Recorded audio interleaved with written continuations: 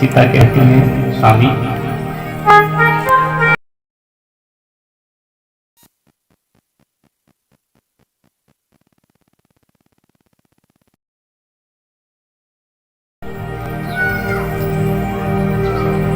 जब बिन देह नदी बिन वारी, कैसे नाथ पुरुष बिन नारी। नहीं रह सकती, उसी प्रकार से पत्नी पति से अलग नहीं रह सकती। चरणों की सेवा में ही तो मेरा सब कुछ है, आपके चरणों की दासी हूं मैं, इसलिए मुझे आप अपने चरणों से दूर मत कीजिए, आप मुझे अपने साथ ले चलिए। भगवान राम कहते हैं मैं तुम्हें साथ तो ले चलूं, लेकिन सीते वहां महल नहीं है, वहां कोई सुविधाएं नहीं है, तुमने कभी घर से बाहर कदम नहीं रखा, तुम्हारे पैर पुष्पों से भी सुकोमल हैं, और वन में कितने कंकड़ पत्थर कटीले रास्ते होंगे, खाने पीने की कोई व्यवस्था नहीं होगी, मैं तुम्हें साथ नहीं ले जा सकता। लेकिन कौशल्या ने कहा नहीं, मेरी पुत्र वधू ठीक कहती है, बिना पति के पत्नी का कोई जीवन नहीं, इसलिए तू अपने साथ लेकर के जा। भगवान राम अपनी माँ की आज्ञा शिरोधार्य करके सीता जी को साथ लेते हैं। इसके बाद ये खबर जब लक्ष्मण जी सुनते हैं, मन में विचार करते हैं भैया काम वन के लिए जाएंगे, मुझे साथ ले जाएंगे या नहीं ले जाएंगे।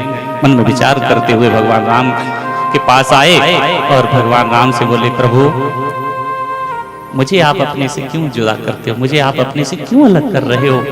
अरे मैं तो जन्म जन्म से आपके चरणों का सेवक हूँ, और भैया देखो जब विवाह हुआ था तब भी आपने ये फैसला किया था कि मेरे एक चरण की सेवा लक्ष्मण करेगा, एक चरण की सेवा सीता करेगा, इसलिए मुझे आप अपने चरणों से दूर मत कीजिए।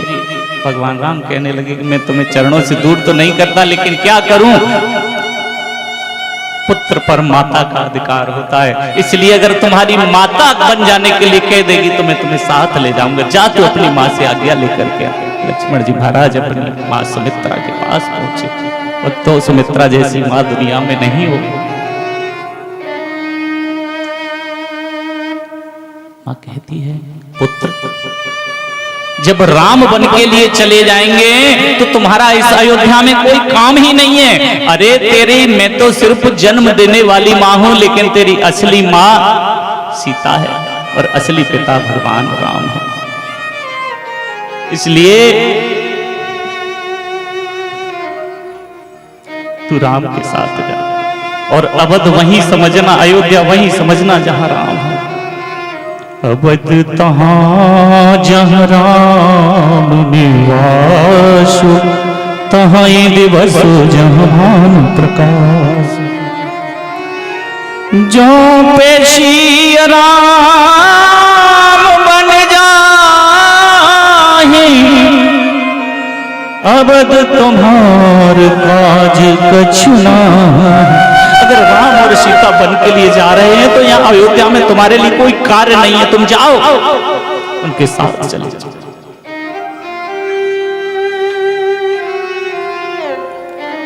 और पुत्र वो माता धन्य है जिसको तेरे जैसा पुत्र मिले। पुत्रवती युवती जग सोई, रघुपति भगत जासु सुत होई। मां क्या कह रही हो? पुत्र वही माता धन्य है जिसका एक पुत्र भक्त बन जाए, जिस मां का एक पुत्र भगवान का भक्त बन जाता है, उसकी 21 पीढ़ियों का उद्धार हो जाता है महाराज। सात स्वयं की, सात ससुराल पक्ष की और सात ननिहाल पक्ष। इसलिए पुत्र मैं धन्य हो गई तेरे जैसा पुत्र पाकर।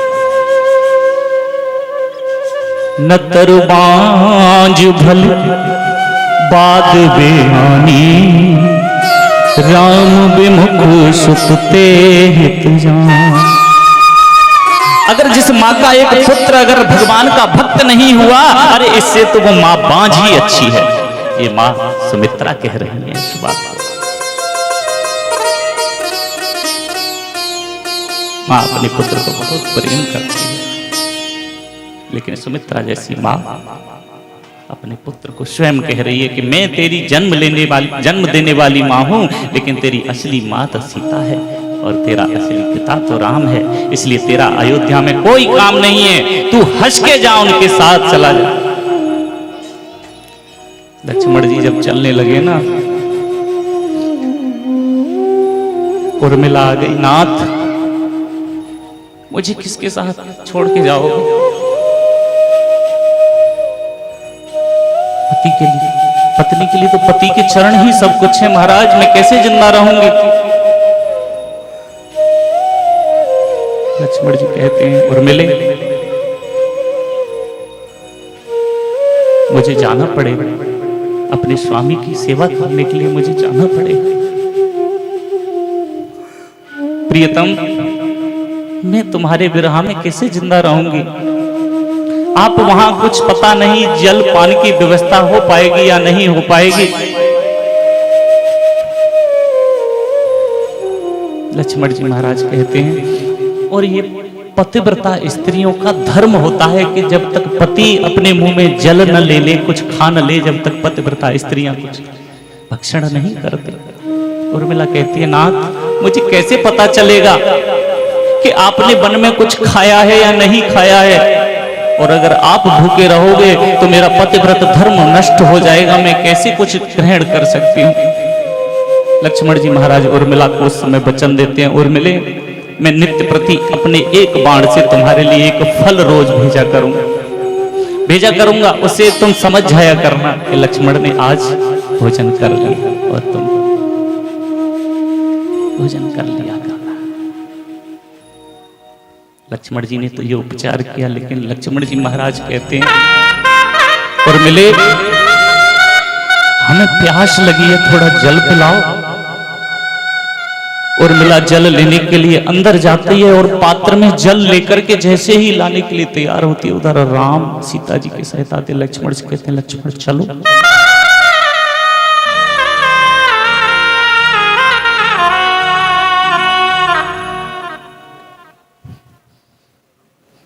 उसी समय भगवान राम कहते हैं, लक्ष्मण चलो। उर्मिला जल का पात्र लेकर के पीछे से आ रही है, लेकिन स्वामी का आदेश हो गया, लक्ष्मण ने पीछे मुड़ के नहीं देखा।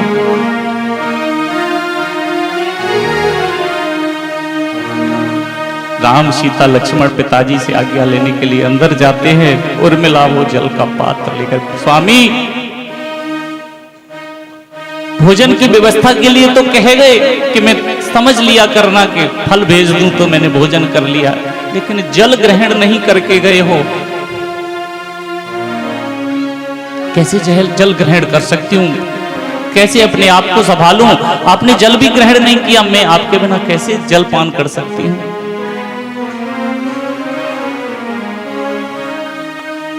कैकेयी ने बुरा किया,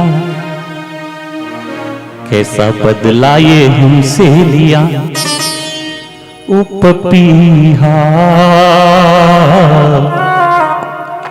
प्यासे गए पिया, पिया ने पानी नहीं पिया।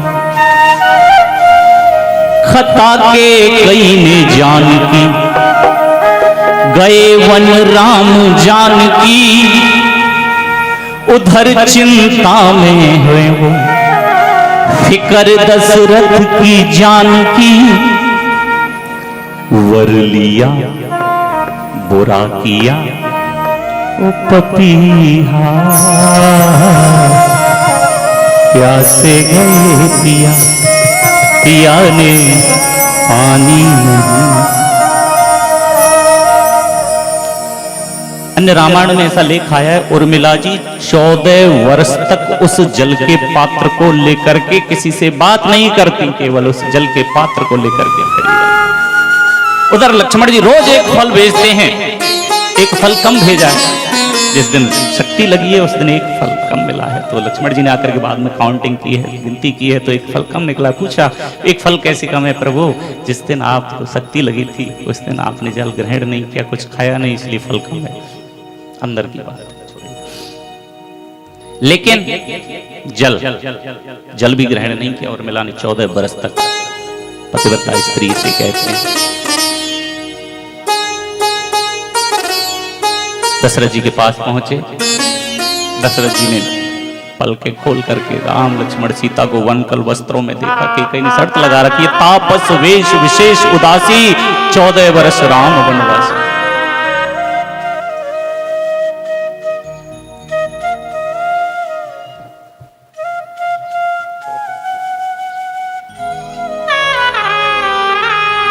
सुमंत को साथ भेजा। दशरथ जी ने कहा, अनजान है, जानते नहीं, 14 वर्ष नहीं 14 दिन अयोध्या से बाहर ले जाओ, घुमा फिरा करके वापस ले आना। सुमंत जी महाराज रथ लेकर के साथ जाते। राम लक्ष्मण सीता जैसे ही रथ पे आरूढ़ होते हैं, सारे नगरवासी रथ के पीछे पीछे। भगवान, ये क्या होने वाला था, क्या हो गया, हम भी आपके साथ चलेंगे। सारे नगरवासी पीछे पीछे और राम भगवान रथ में आरूढ़ हो गए। हो रामा हो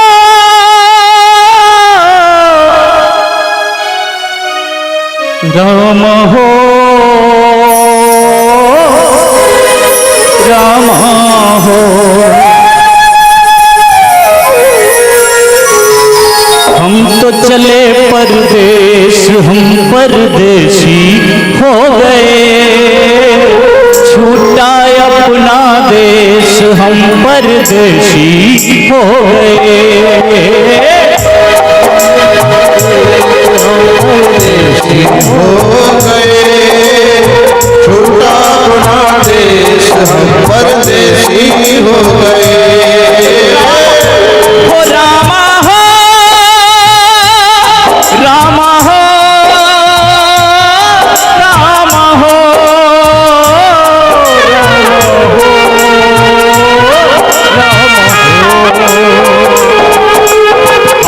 चले परदेश, हम परदेशी हो गए, छूटा अपना देश, हम परदेशी हो गए।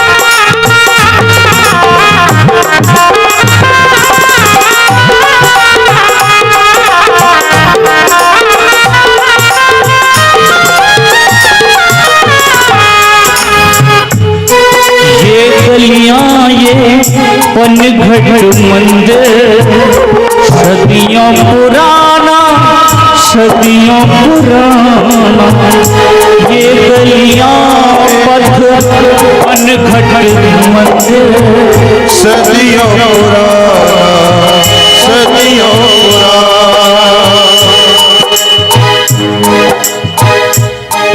भगवान राम अवध से जा रहे हैं और यही कहते जाते हैं, ये गलियां पनघट मंदिर सदियों पुराना, सदियों पुराना, ये गलियां पनघट मंदिर सदियों पुराना, सदियों पुराना।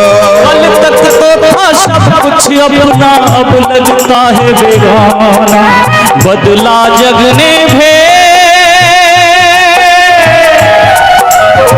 बदला जग ने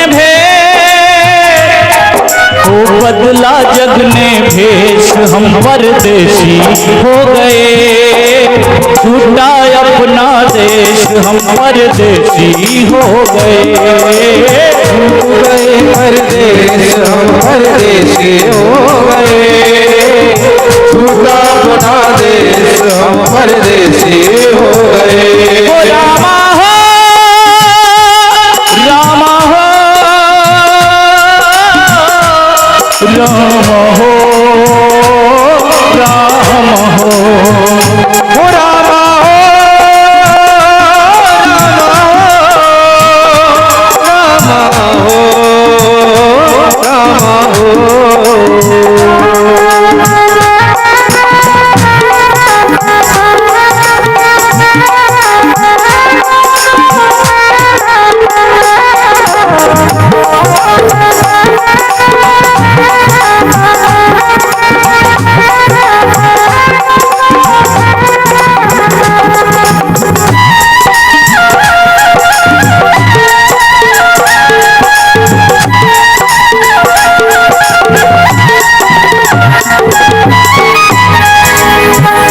ए पंछी हम किस्मत के मारों को भूल न जाना, भूल न जाना।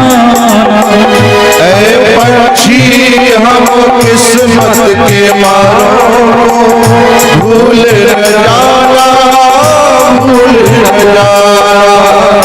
ए पंछी हम किस्मत के मारों को भूल न जाना, भूल न जाना। ऐ पंछी हम किस्मत के मारों को भूल न जाना, भूल न जाना।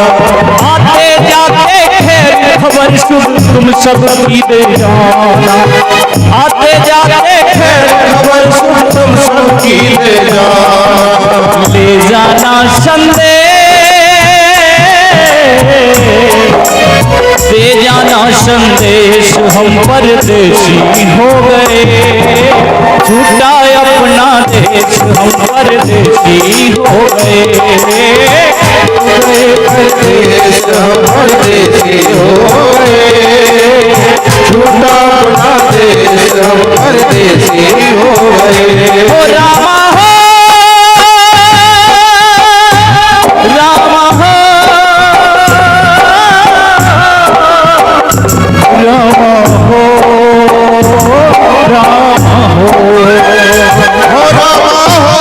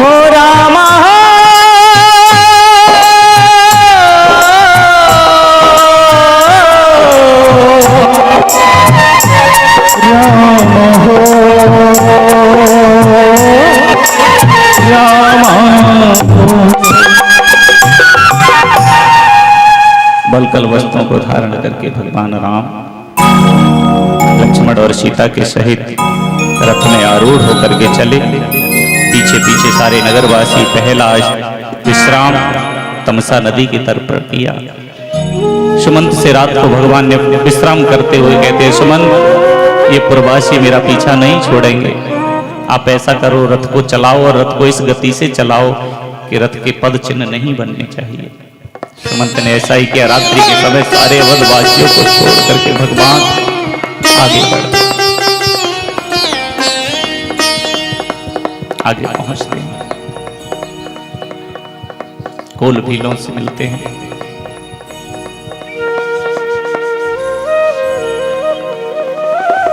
प्रातः काल हुआ, कहा कि अब हमें गंगा पार करना है। मेरे के गंगा पार करने के लिए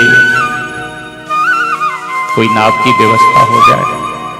सुमंत जी को वहीं से कहा आप वापस चले जाइए। सुमंत जी कहने लगे मैं दशरथ जी को क्या जवाब दूंगा जाकर के, पिताजी को समझा देना। सुमंत जी के समक्ष ही भगवान राम ने वड़ वृक्ष से दुग्ध लेकर के अपनी जटाओं में लगाया, जटाएं बनाई। सुमंत जी के नेत्र सजल हो गए। इसके बाद भगवान ने केवट से नाव मांगी।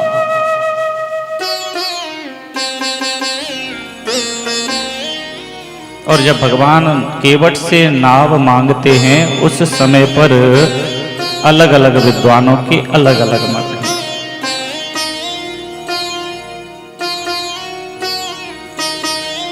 भगवान राम केवट से कहते हैं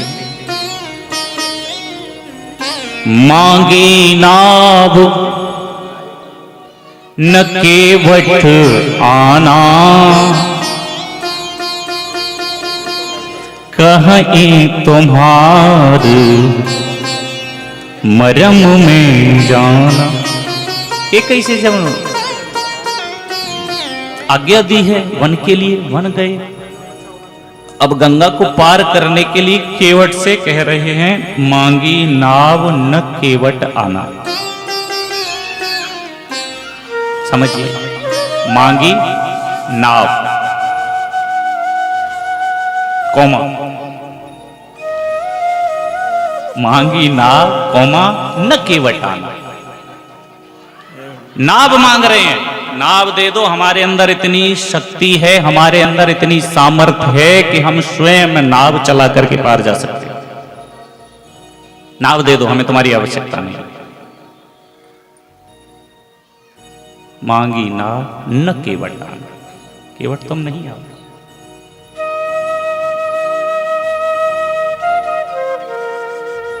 और इसको अलग अलग कर दें, मांगी नाव न केवट आना, और इसको न को इधर कर दीजिए और केवट को अलग कर दीजिए। दोनों तरह से मांग रहे हैं। एक तरफ कह रहे हैं मांगी नाव, सिर्फ नाव दे दो, और अगर इसको संधि विच्छेद करके अलग अलग कर रहे हैं तो केवट को कह रहे हैं, केवट तुम आ जाओ, केवट आना, केवट आप आ जाओ। मांगी नाव न, नाव की हमें आवश्यकता नहीं, केवट तुम आ जाओ, क्योंकि जानते हैं केवट आएगा तो नाव साथ आएगी। अलग अलग विद्वानों के अलग अलग, आप आ जाइए। लेकिन केवट भी कोई महाराज मामूली थोड़ी है। केवट कहता है, कहीं तुम्हारा मरम में जाना, तुम हमें बुलाओ या नाव को बुलाओ, हम तुम्हारा मरम अच्छे से जानते हैं। बोले हमारा मरम? अरे ये मल्ला हमारा क्या मरम जानता है? लक्ष्मण जी को क्रोध आ गया है वहां पर। ये मल्ला हमारा क्या मरम जानेगा? अरे भगवान भोलेनाथ कह कह करके थक गए, उमा मरम यह काउन जाना जो कछु चरित रचा। भगवान क्या रचते हैं, इस मरम को मैं नहीं जान सका, कोई नहीं जान सका। और ये ना तो मल्ला कह रहा है कि मैं तुम्हारे मरम को जानता हूं। लक्ष्मण जी को क्रोध आया, राम जी ने शांत किया, सुनो सब मरम को जानता है।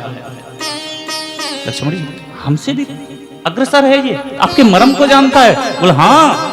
बोले क्या मरम को जानता है? बोले इस मरम को जानता है कि पिछले जन्म में यही केवट कच्छप रूप धारण करके जब मेरे पैर छूने के लिए क्षीर सागर में गया तो आपने फुसकार मार करके इसे भगा दिया था, और लक्ष्मी जी ने अपने हाथ से दूर कर दिया, सीता जी ने।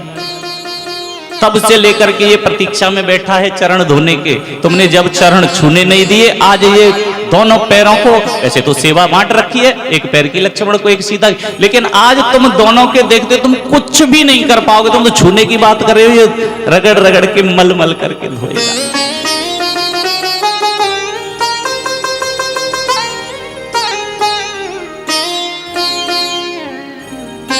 और बोले मरम को कौन से को जानता? बोले एक और